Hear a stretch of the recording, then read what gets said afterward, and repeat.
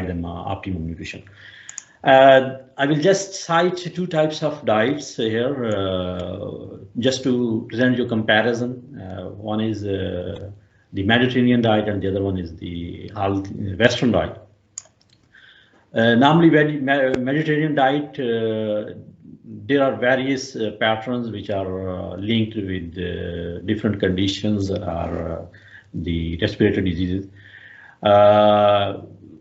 Mediterranean diet normally is characterized by the presence of high dietary intake of minimally processed fruit and vegetables, legumes, olive oils, whole grain nuts, and some types of monosaturated fatty acids. And it also encourages the use of some fermented products, and to the limited extent the fish and the meat, like red meat.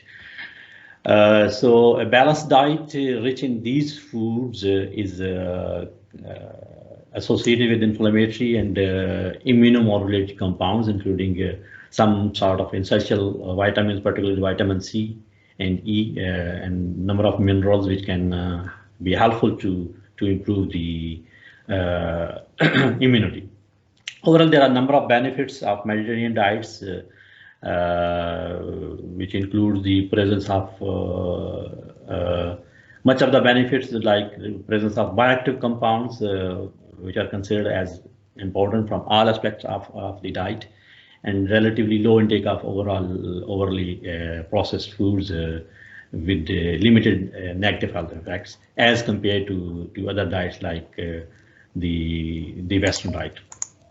So on the other hand, when we talk about the Western diet, which is being practiced by a number of developed countries, it is normally characterized by presence of or a high consumption of processed foods such as refined sugar, cured and red meat in deserts and streets.